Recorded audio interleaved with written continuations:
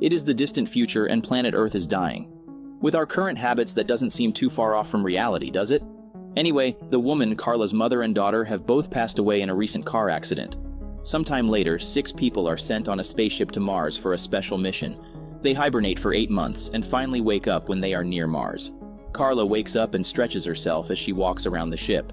While Carla is moving around, the leader of their mission, Commander Sen, watches her on the surveillance camera. Over time, the other 4 people also wake up. Carla talks to one of them, C, who seems to be struggling as this is his first hibernation. She offers to give him some medications to calm him down, but Sai does not say anything. One of the guys asks what Sai's speciality is, to which the girl Tez replies that he blogs and has a massive following. So the dude got here because he's an influencer. Got it. Meanwhile, Carla looks out into space. There is a black and mysterious sphere right in the orbit of Mars. This is their mission, to understand what this sphere is because it appeared near Mars suddenly one day. Carla and Sen look to see if they have any new data about this sphere, but in the 8 months that they were hibernating, there have been no significant developments. Tez and another crew member, Walsh, also check the reports and are shocked to see that there is no new data available. Carla says that their ship's scanners can go through entire planets, but somehow it's not able to penetrate the sphere. Elsewhere in the ship, the 6th crew member, Ulf, discards a core that has been used up as they'll not be needing it anymore. After reaching a safe distance, the core explodes. Just then, the CEO of their mission, Vance, contacts them. Vance informs them that the whole world is watching, and every media is looking forward to the secrets of the black sphere that they will uncover. Later, Carla starts hearing a woman's voice calling her name. C also wakes up suddenly as if he's having bad dreams. The voice that Carla is hearing is of her mother, who is dead. Carla controls herself and goes to her room where Vance gives her a Zoom call. Carla thanks Vance for helping her get through a difficult time in the past when her daughter and mother passed away. Suddenly, the video gets distorted and the lights flicker.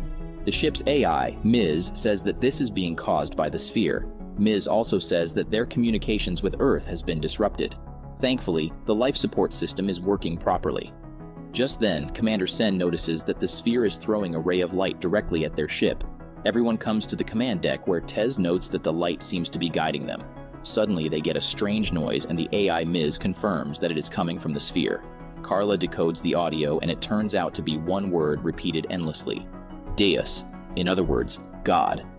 C starts panicking and says that they have to turn back. Carla agrees, saying that they need to wait until they regain communications with Earth and speak to Vance. Since this sphere is an extraterrestrial thing that came to their solar system, it could be hostile. However, Sen argues that they should just investigate the sphere, according to Vance's orders. Carla goes to comfort Sai, who is now crying and saying that they will all face the judgment of their sins. He admits that he also hears voices calling and screaming one word, judgment. He urges Carla that they shouldn't go near it and should turn back. Later, Ulf says that he is scared of God and seems to consider the possibility that the sphere might be God. But if the sphere is not God, then they should blow it up, he says. Later, Sen gives him a formal warning for saying that they should blow up the sphere.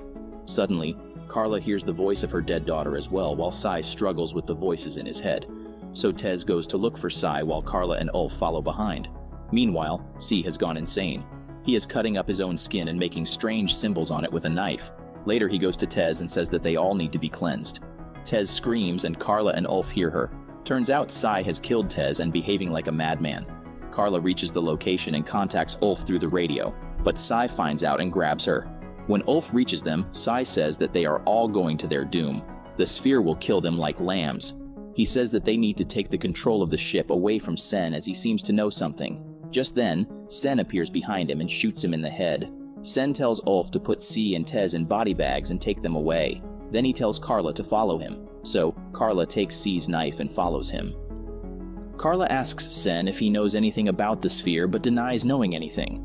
Carla then yells at him, saying that the millions of people on Earth who are watching this right now must be enjoying this. She says that someone like Sai should have never been on the mission in the first place, and because of him now, Tez is dead. Sen says nothing and they put Tez's body in hibernation. Carla notices that Walsh seems really devastated, probably because he was very close to her. The 4 remaining crew members take a special pod and go down to the sphere. Carla says that there's some sort of structure down there. Just then, their AI Ms. says that communication with Earth is restored and CEO Vance is online. Carla tells him about the structures that they noticed on the sphere. Vance says that similar structures have started to appear all over Earth, tens of thousands of them, but no one knows what it is or what it does.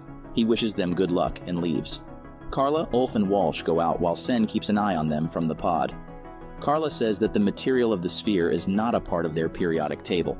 They reach the giant structure when it suddenly starts glowing in the middle like some sort of a gate. They shoot a flare to the top where they see a symbol for Event Horizon, the edge of existence. Suddenly, they get another audio from the gate. Ms. translates it for them. The voice is saying, "Welcome." Suddenly, a beautiful woman appears in the gate. She says things which Ms. translates for them. She says that she is speaking for the Creator, the Alpha and Omega of all existence. She says that the Creator has come to warn them and to guide them. Humankind has to make a choice. If they go through the gate, they will learn the truth of everything. It is the end of all suffering and pain. Sen gives Carla permission to enter the gate. The woman says that anyone who does not enter will perish, because the sphere carries Event Horizon. Once it reaches Earth, everyone on it will cease to exist. Suddenly, Carla gets a vision of her dead mother, who says that there is another who is waiting for her beyond the gate.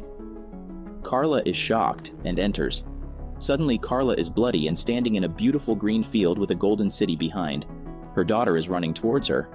Carla also becomes happy and runs towards her, and suddenly Carla is back in the ship, struggling to get up. Ulf says that Carla came back from the gate, but she could barely stand up, so he brought her back. Walsh, on the other hand, did not make it. Vance appears on a screen and asks her what she saw beyond the gate, as everyone on Earth is eager to hear it. Carla says that she saw a beautiful golden landscape and a beautiful golden city. She says that it might have been heaven. Vance and Sen leave, and Carla asks Ulf what happened to Walsh. He says that Walsh's suit was not fixed properly because he was in a hurry to get out. His suit ruptured and his body decompressed in an instant. Carla is shocked to hear that an experienced scientist like Walsh would make that mistake. She wants to go down to the sphere for more answers, but Ulf says that they are preparing to leave orbit. Sen watches the whole interaction from the cameras. Carla starts going to her room, but Ulf stops her, saying that this particular location does not have any cameras. Here, he asks her what else she saw, and she admits that she saw her mother and daughter. She suspects that Sen knows more about the whole thing but is keeping them a secret for some reason. Later, Sen asks Ulf why he went out of view, but Ulf simply replies that Carla did not say anything. Sen scolds him for being too close to Carla and reminds him to focus on the mission. Then Ms. calls everyone to the hibernation room to prepare for their return journey. Carla takes the knife and checks Walsh's body. Then she breaks into Sen's room, which he sees from his camera. She uncovers a gun and a file about all the crew members. Ulf comes to get her, but she points the gun at him. She reads his file and turns out, Ulf is a special forces soldier, one of the best out there. He says that he was commanded to keep the ship peaceful and nothing else.